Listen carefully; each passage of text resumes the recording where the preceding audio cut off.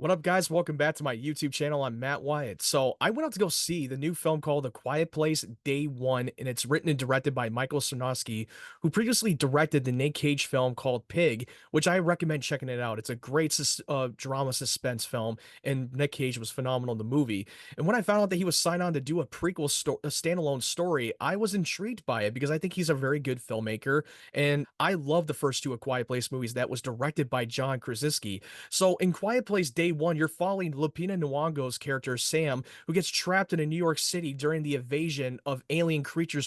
This was such an interesting idea that they wanted to expand the Quiet Place universe that is telling the story in a different angle, and it shows you how it all happened when the invasion began on the first day.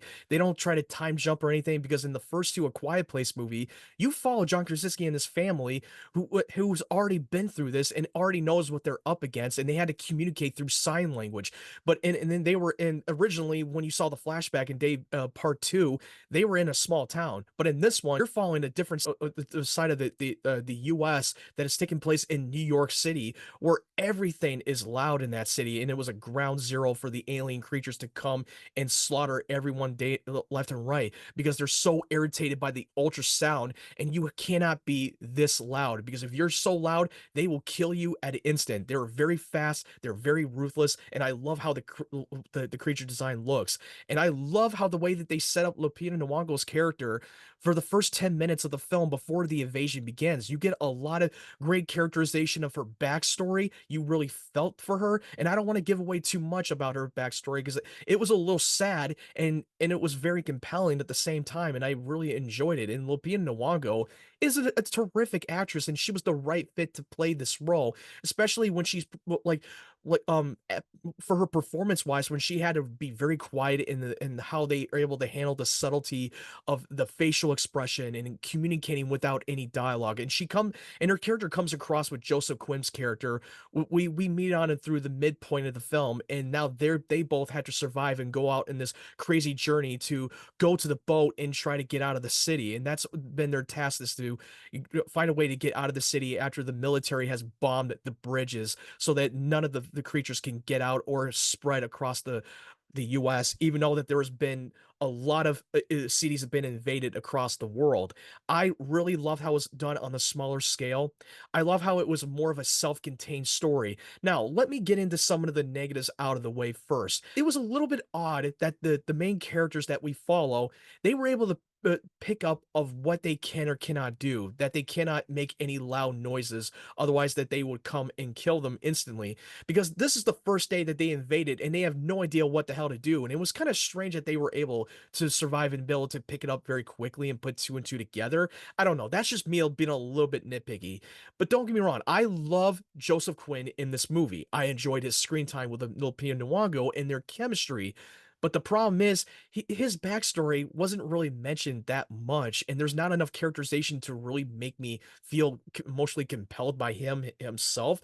But you know what? It is what it is. I mean, I'm not expecting him to go through a heavy exposition of the backstory. As long as I care about these two surviving in this horrific invasion, then I can get past that. And that's what this film really did. Sure, it's not going to rely on the crazy spectacle of alien invasion that we've seen before, even though that there were a lot of crazy like set pieces that were insane. It really delivered on the jump scares and the suspense. The tensions were high and the stakes were high, and you really felt it. It didn't feel such a generic alien invasion that you've seen before. And another negative that I wanted to get out of the way, you know, the actor Djimon Hounsou, his character that you saw in A Quiet Place Part Two, he's in the film, and I was so excited to see his character get developed.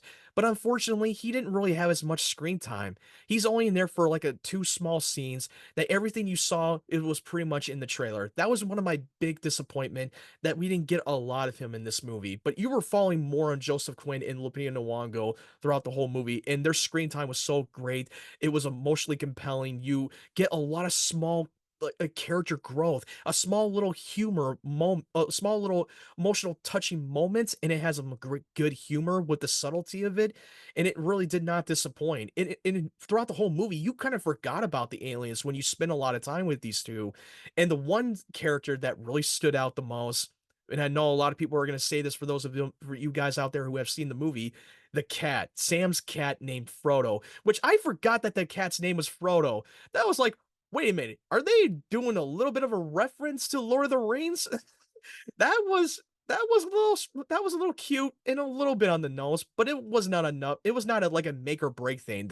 The cat really stole the movie. He was that this cat was able to outsmart everybody in this film, and essentially he was able to outlive all of them. I mean, that's not really a major spoiler, but also the cat was very smart and very slick and very quiet.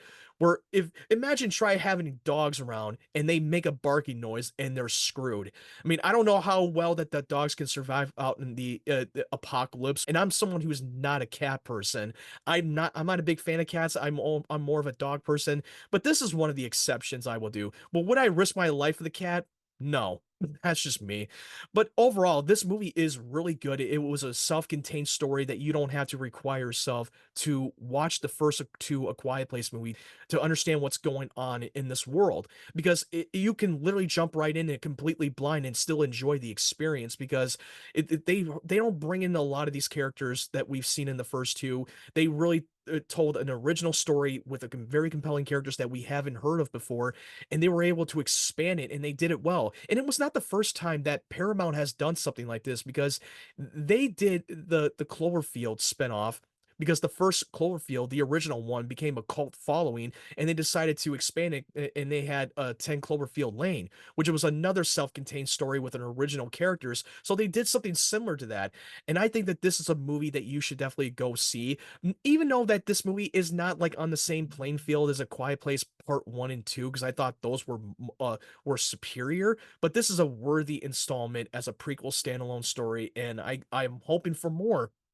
And when I went to go see this in the theater, like, earlier today, I was a little disappointed that the theater was not as packed as I was expecting, because this is a beloved IP, and I was a little surprised that they didn't wanna go see this movie. Maybe it's because they know that this is a prequel, and they're afraid like, "Oh, we already know where this is going." I hope this movie makes a little bit more money. I mean, I'm a little bit worried that it may not.